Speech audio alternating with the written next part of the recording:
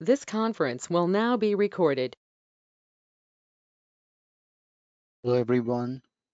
Good morning, good afternoon, or good evening, as per your locations and time zones. And welcome to this demo class or introductory class on Linux.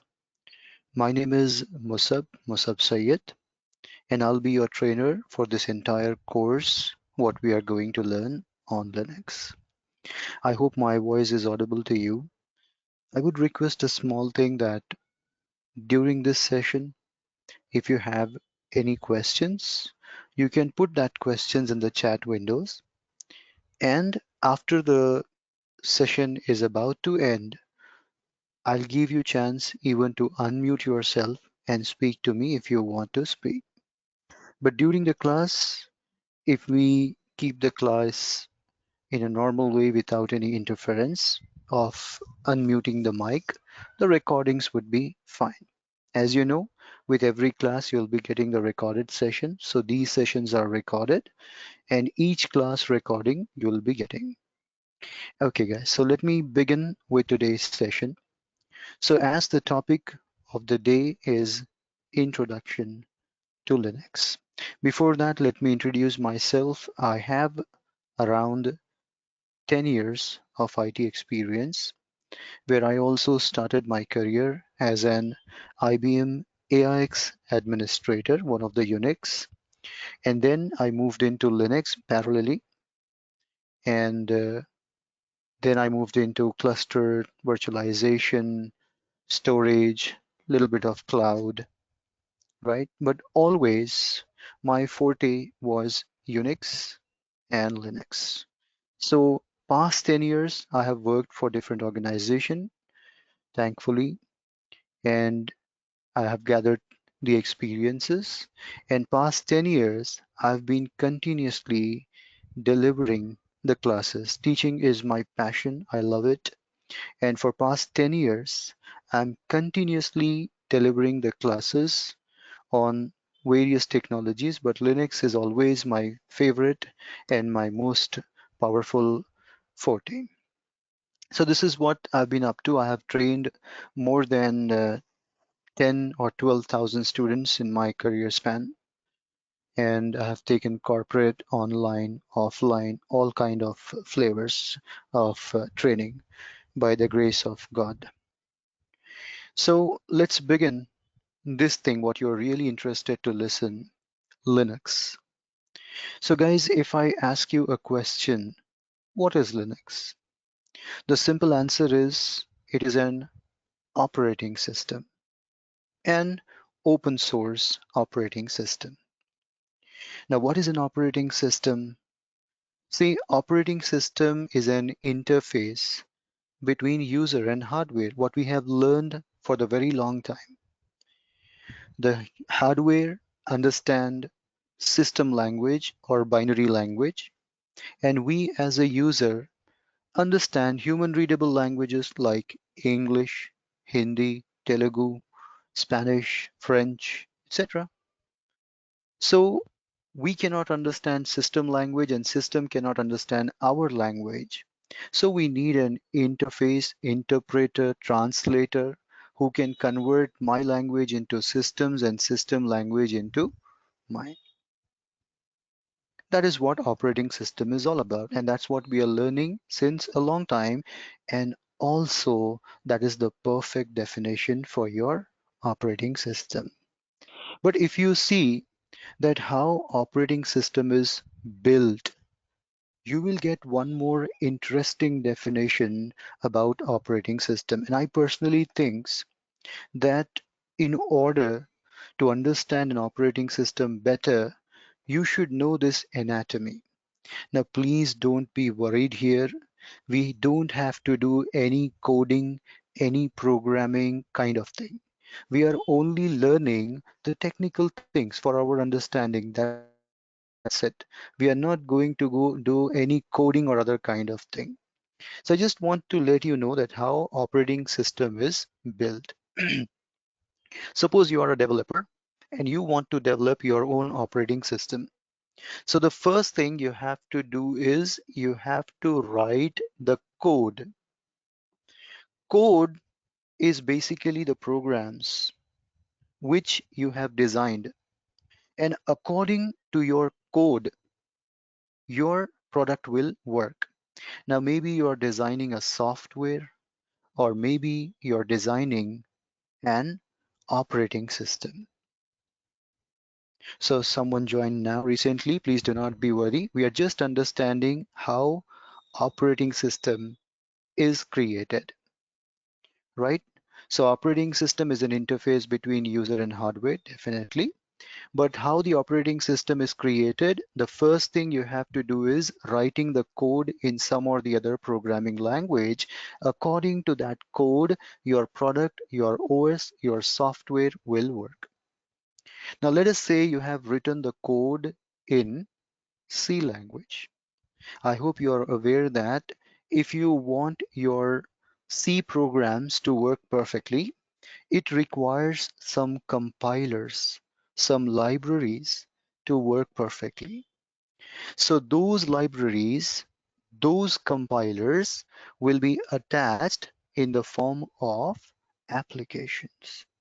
When you combine the source code and application together, it gives you the most important part of any operating system, which is called as kernel. Now, what is this kernel? Guys, kernel is the heart of the operating system, the soul of the operating system. Everything of the operating system is kernel. See, whatever you want to do in the system, suppose you want to open browser. You click on browser icon and browser open. Do you think you are doing that? No. You are giving instructions to kernel and kernel is performing that activity for you. Every type of management in the system is handled by kernel, whether it is a file management, CPU management, memory management, process management, or any kind of management. Everything in the system is handled by kernel. So in a simple word, kernel is the heart and soul of your operating system. Until unless kernel is alive, your system is alive. The moment kernel crashes, your OS also crashes. So everything, it's an engine, you think. So everything in the operating system is depend on kernel. Now with kernel, when you add some useful software, for example, if I wanted to uh, view a movie, I need a media player. That is a software. If I want to browse internet, I need a browser, maybe Firefox or Chrome. That is also a software, right? So when you attach a useful software with kernel, then you will get your final product called operating system. So guys, technically speaking, operating system is a combination of kernel and various useful software, right? And kernel is a combination of source code and application. So when source code and application combines, it gives you kernel. When kernel is combined with various useful software, you will get operating system. Now guys, we don't have to worry of how operating system is built. We are not doing any development course or something, isn't it? So here, what we are learning is only the anatomy of the operating system to understand Linux in a better manner. This anatomy, if you understand, it becomes very simple. To know how Linux came into the market, this picture is really important. So Linux is nothing but an open source operating system. An operating system is a combination of kernel and various software. Kernel is the most important element of the operating system. If kernel is down, your OS is down. If kernel is up and running, your OS is working perfectly. right? So this is what I want you to understand about operating system. Now you see how this picture will be related to the next slides coming into the picture. So let's move ahead and let's understand the whole introduction to Linux operating system. Now, before I can tell you about Linux operating system, let's have a brief history how Unix came into the picture. Now, first of all, what is this Unix? See, Unix is the first complete operating system of the world. Prior to Unix also, we used to have many operating system, but those operating system was like software. One OS only for specific purpose, other OS only for specific purpose. So Unix came as a unified solution for many things under one platform. And this job was given to a great programming genius, which is Ken Thompson. Ken is father of Pascal language. He introduced Pascal language to the world. So initially, he tried to write the source code. Guys, to make a software, to make an operating system, as I told you, you need to write source code. So he started to write the source code in Pascal language, which did not work properly. So what he did, he combined his project with another great computing name, Dennis Ritchie. And I'm sure you know who is Dennis Ritchie. Dennis is the father of C language. He has introduced C language to the world. So on his suggestion, they started to write the source code in C programming language, and that was successful. Now, as it was successful, they started to release Unix into the market. But acha, whom for them they have introduced it? They have introduced it for AT&T. They used to work for AT&T Bell Labs. So there, this thing was developed. And as soon as Unix was released in the year 1969, it was not commercial. They started to give it free of cost to schools and universities so that people may know what is Unix and how it works. Slowly and steadily, it started to catch the eye of industry people, and they wanted to purchase Unix. So many companies approached AT&T and told them that please sell us your Unix. But what these people have done, they have never sold the complete package Unix to anyone. Instead, they started to sell source code. Source code is the base of everything of your software. So they started to sell the source code that if you have a team of developers and programmers, take it, modify it, and come up with your own flavor of Unix. Now consider Unix as an ice cream. How ice cream has many flavors. Same way, Unix also have many flavors, right? And each flavor has number of versions. Every year, new version will come, and that would be released, or every 2 year, 3 years, new versions will be released. So let's find out that what are the topmost flavors of Unix that rule the market. See, guys, these Unixes are the reason why Linux was introduced into the market, right? So, first to come was from HP Corporation. HP released their Unix and they called it HPUX. This happened in the year 1984. Same year, Apple released their operating system calling it Mac OS. In 1986, one of the topmost Unixes was released by IBM, and their flavor name is AIX, Advanced Interactive Executive, one of the finest Unix you will see in the market. Then Sun or Oracle, they came with their product called Solaris. Initially, it was called as Sun Solaris, but later on, Sun sold it to Oracle. So now it is called as Oracle Solaris. This happened in the year 1992. All of them, HPUX, Mac OS, AIX, or Solaris. These are all these are all flavors of Unix. These are all called as flavors of Unix. Each flavor has new versions. Every 2 years, 3 years, they have released new versions, and that's how the things are working in the market. Okay, all right.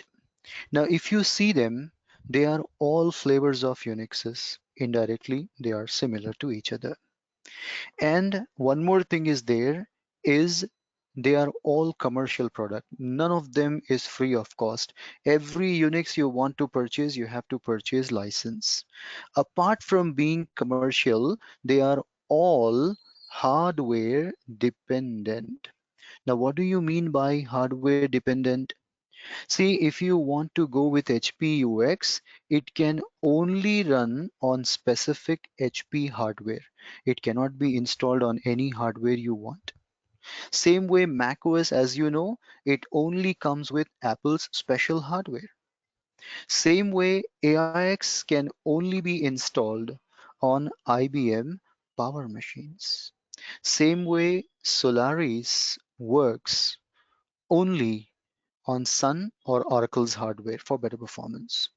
Now, this combination of software and hardware makes the overall cost very expensive. It's not economical to be managed by everyone. See, I don't know about HPUX, Mac, or Solaris, but I can definitely tell you about IBM AIX, on which I'm working for past 10 years. I've been very closely working with that. See, guys, in today's time, if you want to go with a bare minimum, or let me say entry level model, entry level models are only used for testing environment. They are not at all used for production environment. So I'm telling in today's time, in the latest model series, if you go with entry level or basic setup of IBM AIX, it is going to cost you around 20 to 25 lakhs rupees in Indian currency, or that can be in $1,000 US dollars. So, guys, this cost is very high for an individual. They have to think multiple times to afford it, isn't it? And for a newcomer or a new player in the market, will also have to invest a huge amount. For big companies, it might not be a problem, but for a newcomers or an individual, it would be very tough to manage such a setup. So this was the problem in those days also, 1960s and 70s and 80s, where people wanted to work with these Unixes, but the cost was so high that people were not able to afford it. So in those days, guys, there was an organization which is still there. What is the organization name? The organization name is Free Software Foundation. So as you can understand by the name, what they used to do, they used to produce free software that can work on any Unix environment. Free software, like open source, what we maintain in today's time. They thought that how long we are only going to work with software, let us make an operating system. And this operating system should not be anything less but the replica of Unix kernel. So they want to make a operating system which is exactly same like Unix, which should be free of cost. So many big names like Dennis Ritchie, Ken Thompson, and others, they did not join this project because they were already working for AT&T. But they encouraged it that yes, something like that should be done. Many young programmers, university students, they were very enthusiastic about it, and they started to work on that project.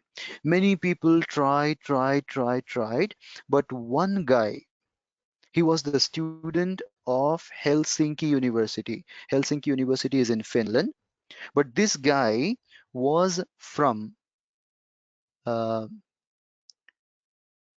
Sweden. So he was studying in Helsinki University. On his summer vacation, he sat back and he started to work on this project. He built a kernel. Kernel means he has to write the source code, he has to add the application. So he has compiled all those things and he has created a kernel. Now, guys, when you have a kernel with you, what else you need to create an operating system, guys? If you have a kernel, you need softwares. Now, Free Software Foundation was already having too many softwares with them. Yes or no? Right? So when they combined some useful software with this kernel, they have released the first free Unix into the market. And what was the name of these Unix? They have named it Linux. Why they have named it Linux? Because the guy who has developed the kernel, his name is Linus Torvalds. Someone at the right, what you can see, holding a mascot tux in his hand. The small penguin is a symbol of Linux, right? So why they named it Linux, now you might understand, because the guy's name is Linus Torvald. On his name, they kept the name of the operating system as Linux, which stands for Linus's Unix. So indirectly speaking, Linux is nothing but Unix. But they cannot call it Unix directly, so they started to call it Linux. What's the benefit of Linux over Unix? Linux is open source, free license. That means there is no cost involved. You can use it forever without paying a penny. And the most important thing what I like is it is hardware independent. That means you don't need any specific hardware. You can run it on IBM AIX setup. You can run an IBM setup, I'm sorry. You can set it on HP setup. You can go for a Dell setup. You can go for a Samsung laptop desktop, or you can go for an assembled hardware, physical machine, virtual machine, wherever you want, you can install it. Now, guys, when you are getting the same benefit, same command line, same security, same workability without paying anything, what do you think will happen to the market? Definitely people will start moving towards it, and that's what exactly happened. Slowly, steadily from 1991 till date, Linux has acquired the whole market and all the Unixes, whatever we have talked about. We talked about HPUX or IBM AIX or Sun Solaris. They have all seen a downfall.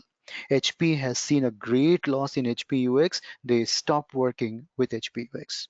Solaris, they have sold themselves to Oracle instead of Sun. IBM AIX was surviving somehow into the market with losses. But they have also seen losses because all people started to move from Unixes to Linuxes. Now, guys, we have flavors of Linux that is ruling the market. Now, what are the topmost flavor that rule the market? Let's try to understand. The first to come was from Novell, calling it SUSE Linux. It happens in 1992. Then Debian released Debian Linux in 1993, and Red Hat was released in 1995. Now, Red Hat has multiple products. Red Hat Linux, which is desktop version. Red Hat Enterprise Linux for servers. And Fedora was a testing project. Whenever they wanted to add a new feature in Red Hat, they will release it in the form of Fedora. Developers used it and they give the remarks. Basing upon the response, they will add that feature into Red Hat or they will discard. So Fedora is not an independent OS, it's a project. Every 2 months, 3 months, new features will be released. People use it, they'll give the feedback, and according to that, either it would be added or rejected in Red Hat. So these two companies, Novell and Red Hat, they came up with a brilliant idea. People was thinking that maybe Linux will become commercialized. You need to purchase Linux, Red Hat Linux or SUSE Linux, and then only you can use it. So they came up with an idea that you want Linux, take it. Take it for free. You use it. You distribute to someone else and let that someone else be give to someone else. There is no problem. Everyone can use our Linux. We are not going to pay. We are not going to ask you anything. But if you need support, suppose you have a problem with my operating system, you want me to fix it, or you want regular updates, time to time, you need regular updates. Then you need to purchase the subscription. That means the OS is free of cost, but the support what they are going to provide you, for that they are going to charge you. And updates, they are going to charge you. So many people, many small players, they use this Linuxes without taking a support and they work happily. And the big organization who are running critical setups, who don't want to take chances, they'll go for support. And that support comparing to IBM AIX or HP UX or Solaris is very less in cost. So still people are having cost savings. There are few products which are free of cost with free updates also, like CentOS. CentOS is a copy of Red Hat RHEL, right? Same thing, same features, whatever you will be getting in your operating system, the same features you'll be getting in Red Hat Linux also. The advantage is you will get regular time-to-time updates. Disadvantage, you don't have proper backend support. And now we have heard that it's an enterprise community enterprise OS by Red Hat free of cost. So Red Hat has now decided not to continue with CentOS. So maybe in the coming times, you may not see a proper versions available of CentOS. Some other thing might come. Anyway, then we have another wonderful flavor, Ubuntu, that is from Africa. SUSE is German, Red Hat is US American, and Ubuntu is from Africa. One of the greatest flavor what you can see in the market. Now, benefit of these Linuxes, guys, if you learn any one of the Linux, the other Linux will become easy for learning. For example, you are learning how to drive a car. Now, if you know how to drive a car, any car that is given to you, you may able to adjust with that. Some luxuries, some driving things might be different, but overall concept of the car would be same. So here also, if you learn one Linux, all the other Linuxes becomes easy for you to work because most of the time, 60 to 70% all Linuxes are same. Some things might be here and there, but overall concept will be same. Okay. All right. So this is where Linux stands in the market. Now, guys, Linux is not only used as a standalone operating system. Linux is very, very important for other technologies also. For example, if you are working with virtualization, see, virtualization is nothing but running multiple operating system in one physical machine. Earlier, when we used to work with one machine, one OS concept, if I need 10 OS, then I need to purchase 10 physical machine. If I need 100 OS, I need to go with 100 physical machine. Just imagine how much place I need to keep 100 machines, how much electricity I need to give them, how many ACs I need to run to keep them cool, how many network cables is required to make sure that networking works fine, right? So overall cost was very high. Now with virtualization, what we do under one physical machine, we will create virtual machines and each virtual machine will run independent operating system.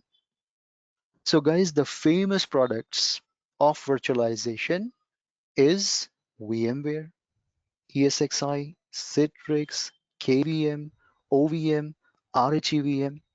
Even Windows also have a virtualization Hyper-V. I'm not including it over here. But all these names, what I mentioned here, they are based on Linux. If you log in and see their command line, they are using Linux. So if you know Linux, you will have upper hand in troubleshooting and doing the task faster when compared to other people who don't know Linux. The back end, what we are working here is Linux. So Linux is a base thing that is used in virtualization. So virtualization works on Linux. So see, Linux is not front end, but it is in the back end as a very important thing. Also, guys, nowadays we talk about DevOps. DevOps is used to automate your work. Suppose you are working with thousands of machines. Now, if you want to update them, if you go and update manually thousands machines, it is going to take a huge time. But with the help of DevOps, by using some continuous integration or continuous delivery softwares like Ansible, Chef, Puppet, you can update thousands of machines in no time, very easily. Like that, there are many tools are used in DevOps, which runs and works only on Linux. So if you have a good knowledge of Linux, DevOps will become very simple for you to work with. Also, you talk about SAN, you talk about clouds like AWS Cloud or Google Cloud or Azure Cloud. You see the backend, the command line, what they are using is Linux-based command line. So again, if you are aware of that Linux, you will be able to work perfectly with the command line of clouds and all. What I want to say is Linux is required for many, many important technologies. Without the knowledge of Linux, the other technologies like SAN or cloud or DevOps, it becomes very difficult to manage them. A good knowledge of Linux will open the door for many technologies for you. So don't just think that Linux is just an operating system. If you learn, you will only be limited to operating system. It has a role on every important technology. Data analytics, if you do, they'll be using Linux. Data mining you do, they'll be using Linux. Many of the thing, or in fact, any technology you say, behind it, you have Linux. That is the reason it is important for us to learn Linux in IT industry. Without Linux, you cannot survive for a long time in IT. Whatever new thing you want to do, the base you have to come with Linux. Now, guys, which flavor of Linux we are going to learn? So guys, we are going to learn RHEL, Red Hat Enterprise Linux. You see, I told you that IBM AIX was surviving in the market for the long time and somehow they were fighting to get their place in the market. They fought for the long time, but finally they realized that we cannot beat Linux. So you know what IBM has done? In a multi-billion deal, they have purchased Red Hat. So Red Hat Linux is now a product of IBM. And after IBM purchased Red Hat, the value of Red Hat has become even more high in market. Already it was the top Linux in the market. Now after IBM purchasing it, it has become super high in the market. And we are also going to work with Red Hat, RHEL. Now in RHEL, we are going to work with 8.3 version, which is the latest version in Red Hat, right? And we also going to cover up the older version, Red Hat 7 also, so that the people who wants to show some experience, they should be able to work with older version as well as the newer version. So we are going to talk the older version. We are also going to talk the newer version, right? Then moving forward, in Red Hat, you have two types of certifications. See, I don't promote certification, it's your choice. If your organization requires, if they are asking for your job requirement, you can definitely go for certification. So two certifications are RHCSA, Red Hat Certified System Admin, which is complete Linux certification. So if you do RHCSA and you want to work as a Linux admin, this is more than enough for you. Earlier, RHCSA was considered as a basic certification, but from Red Hat 8, RHCSA has become a very, very important certification as a Linux administrator. It has complete Linux topics. And we have one more advanced uh, certification, RHCE, Red Hat Certified Engineer. So previously, till Red Hat 6 or 7, RHCSA was a basic certification and RHCE was the advanced certification. But now, RHCSA is a complete Linux administration certification, and RHCSE is Ansible automation with Linux. So with some Linux feature, they have added Ansible automation to work with Linux. See guys, automation industry is becoming very popular nowadays. Very, very popular. So they want us to work with Ansible automation, as most of the organizations are now following automation. As I told you, if you're dealing with thousands of machines and you want to do a task on 1,000 machines, it would take a long time. But if you do it with this automation tool, from one server, you can pass the instruction. All the clients will get the same update, software update, or any other change in the configuration. Whatever you want to do can be done. So RHCSA is complete Linux certification, and RHCE is Ansible automation certification for Linux administrator.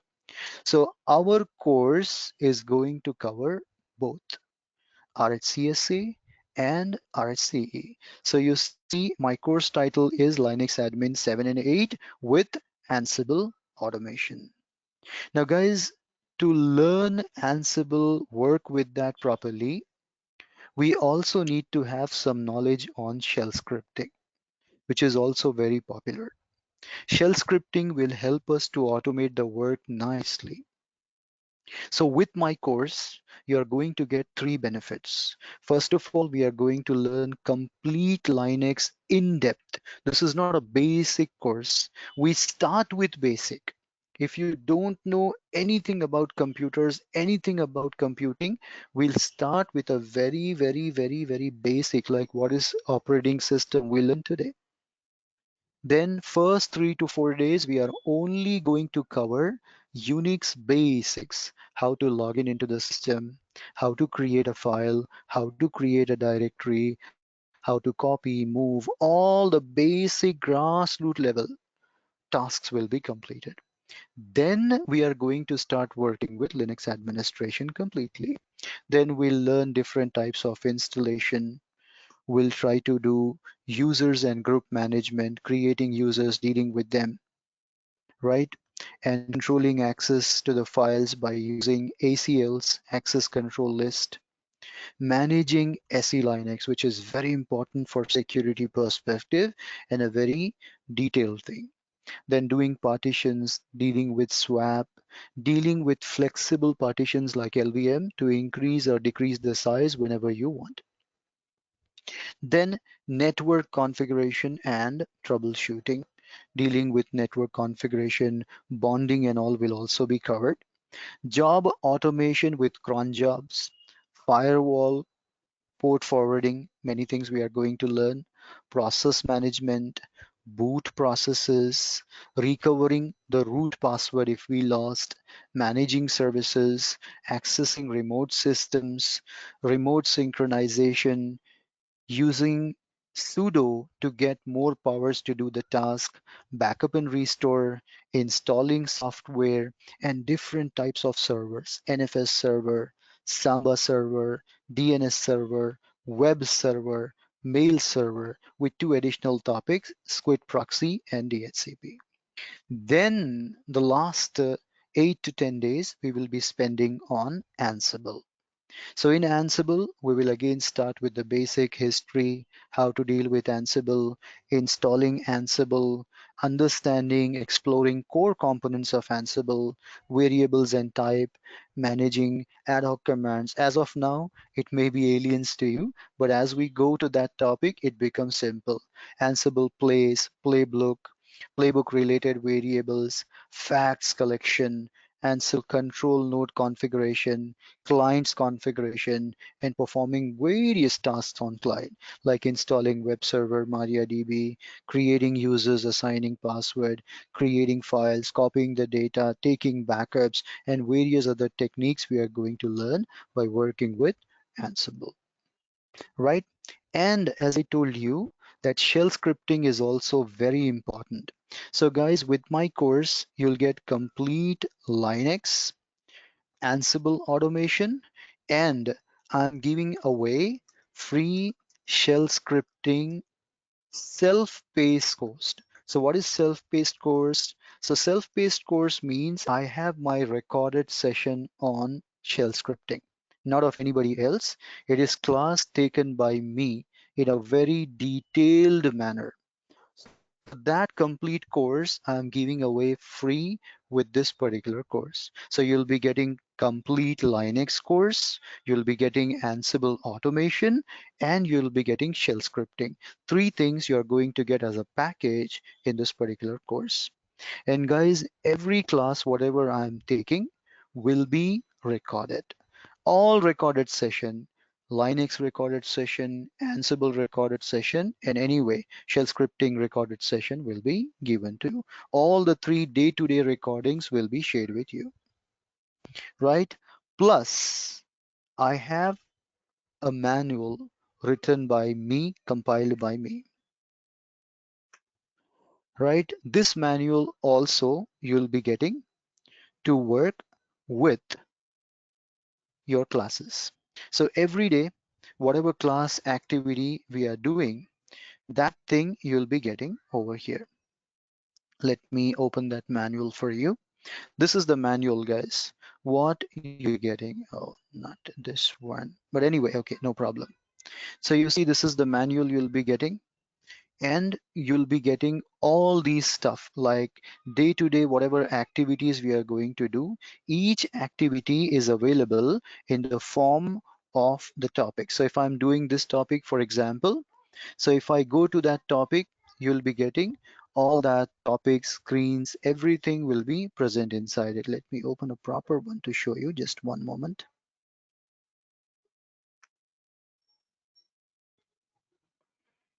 Oh, give me a moment, guys. I'll open the proper version. I forgot to keep it open. I'm sorry.